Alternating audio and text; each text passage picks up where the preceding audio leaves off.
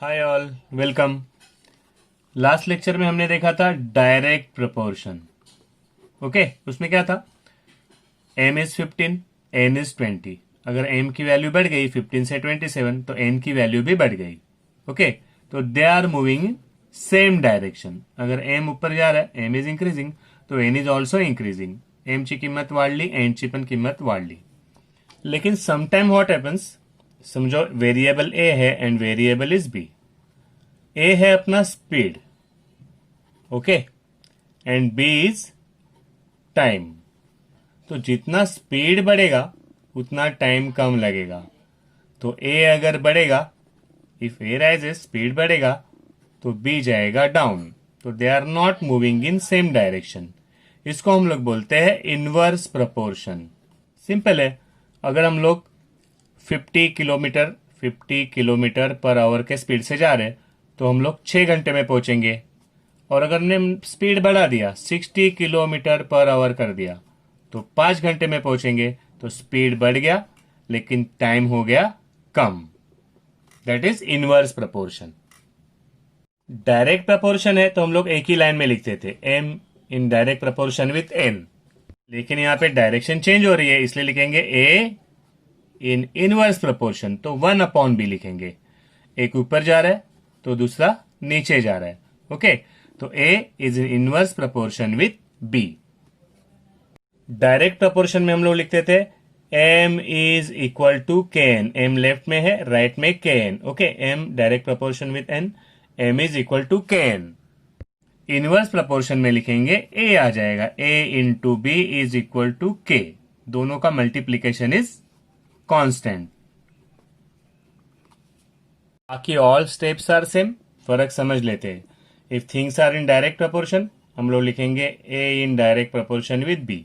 तो a बढ़ेगा तो b भी बढ़ेगा, a नीचे तो b भी नीचे। They are moving in same direction.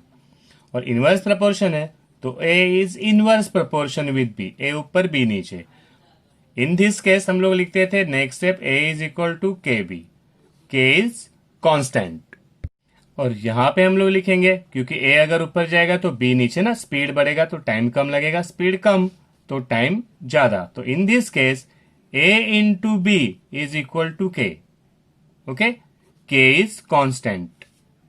Now one objective question comes in exam.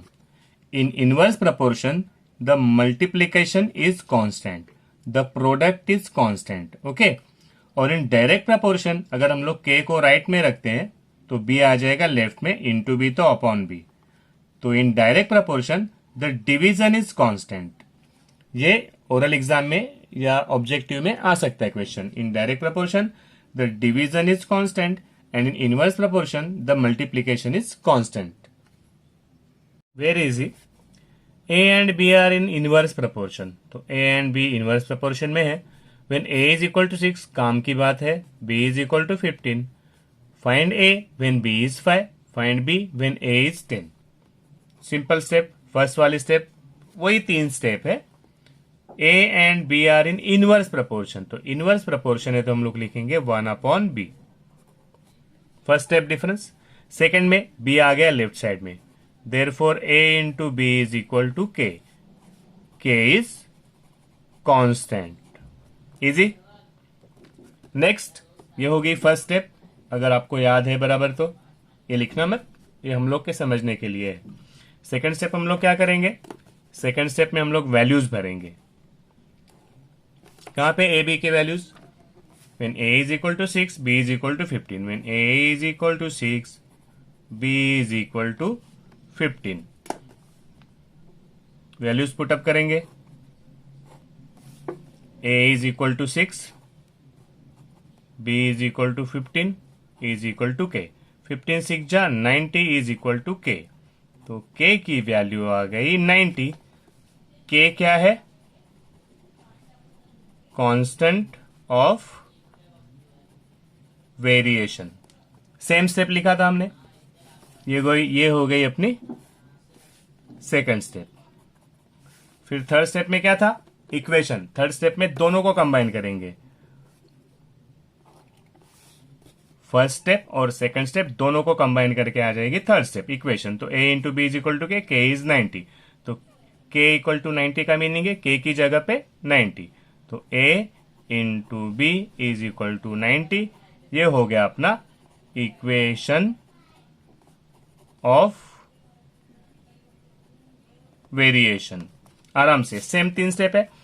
First step में हम लोग लिखेंगे वेरिएशन सिंबल, सेकंड स्टेप में वैल्यू पुटअप करेंगे, थर्ड स्टेप में फर्स्ट स्टेप सेकंड स्टेप को कंबाइन करके a into B is equal to 90, और फिर लास्ट में अभी हम लोग आंसर फाइंड आउट करेंगे। ओके, a फाइंड आउट करना है, b इज 5, तो b is 5, a find out करना है, ये है फर्स्ट सॉल्व करना है, and second is find b when a is 10, a is 10, और हम लोग को फाइंड आउट करना है b। साइमल्टेनियसली सॉल्व करते हैं हम लोग। यहीं पे सिंपल काम बाकी है। a into B equal to 90 equation को हर बार यूज करेंगे, तो a की वैल्यू निकालनी है a, b की वैल्यू इज 5, आंसर आया 90, इंटू 5 राइट में जाके बनेगा अपॉन 5, डिवाइड करके राइट डाउन द आंसर। ये तो सिंपल बात है, you will be able to do it by yourself. Okay, final answer box. Now यहां पे a is equal to 10, we have to find b, तो a is equal to 10, b find out करना है, is equal to 90, b है यहां पे into 10 right में जाके हो गया अपॉन 10, b की value very simple 0 0 cut 9। Easy वाला मैंने कर दिया, ये वाला आपको सॉल्व करना है। Let us take a box वाला एग्जांपल। अभी बॉक्स में क्या दिया है, एप्पल्स पर बॉक्स, एक बॉक्स में कितने एप्पल है 10, तो नंबर ऑफ बॉक्सेस कितने हैं 15। अगर एक बॉक्स में मैंने ज्यादा एप्पल भरे तो कम बॉक्स लगेंगे, अगर एक बॉक्स में मैंने ज्यादा एप्पल भर दिए तो बॉक्स लगेंगे कम, और मैंने एक एक बॉक्स में थोड़े थोड़े एप्पल भरना शुरू कर दिया तो बहुत ज्यादा बॉक्सेस लगेंगे। तो एप्पल्स पर बॉक्स अगर बढ़ता है तो बॉक्स के नंबर हो जाएंगे कम, और मैं एक बॉक्स में अगर कम एप्पल भरता हूं तो मुझे बहुत सारे बॉक्स लगेंगे। तो this is example of inverse variation. हमने आइडेंटिफाई किया कि वेरिएशन कौन सा है, कौन सा वेरिएशन है, इनवर्स, मतलब दोनों अपोजिट डायरेक्शन में जा रहे हैं। Let apples per box be a, इसको कोई भी वेरिएबल दे दिया a, and number of boxes be b, तो ये हो गया अपने लिए ए और ये हो गया अपने लिए बी। दोनों में वेरिएशन है, एक ऊपर तो दूसरा नीचे, इनवर्स वेरिएशन। बाकी सब steps same. What comes next, b आ गया यहाँ पे, a into B is equal to के, is constant, you have to write down first step, बाद में सेकंड स्टेप रहेगी, will put the values put करते हैं। When a is 10, a is equal to 10, b is equal to 15। Next step, a into b k, तो a is 10 and b is 15 is equal to के, 15 10 जा 150, 150 is K, तो k equal to 150 is constant of variation.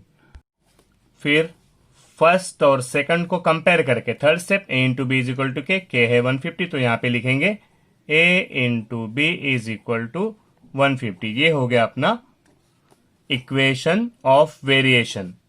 दो question है, when b is equal to 6, when b is equal to 6, a is equal to what, and when a is equal to 30, when a is equal to 30, what is value of b? चलो, I will solve one for you. a into b equal to 150, तो a is 30, a is 30, b की value we have to find out, and the answer is constant is 150, तो ये हो गया b into 30, right में हो जाएगा upon 30, 0 0 cut, 3 1 जा 3, 3 5 जा 15। फाइनल आंसर को हमेशा बॉक्स, ये सॉल्व कर देना। अभी थोड़ा ध्यान से देखना है यहाँ पे, ये क्या क्या हो सकता है। अभी देखा था एप्पल्स पर बॉक्सेस और नंबर ऑफ बॉक्सेस, तो ये वर्क का भी हो सकता है। नंबर ऑफ वर्कर जितने ज्यादा रहेंगे उतना काम करने में दिन कम लगेंगे, तो number of workers and days हो सकता है। स्पीड का एग्जांपल लिया था, जितना स्पीड ज़्यादा रहेगा उतना टाइम कम लगेगा। तो कुछ भी वेरिएबल्स आएंगे तो फर्स्ट हम लोग आइडेंटिफाई करेंगे डायरेक्ट प्रपोर्शन है या इनवर्स प्रपोर्शन, बाद में सॉल्व करेंगे। बहुत सिंपल क्वेश्चन आने वाले हैं इस टेस्ट में, क्योंकि एग्जाम हम लोग स्कूल लेट शुरू कर रहे हैं। We are getting only 2 months for completion. तो हम लोग तो पहले से मैथ्स कर रहे हैं, स्कूल में जाने के बाद तो थोड़ा जल्दी लेंगे।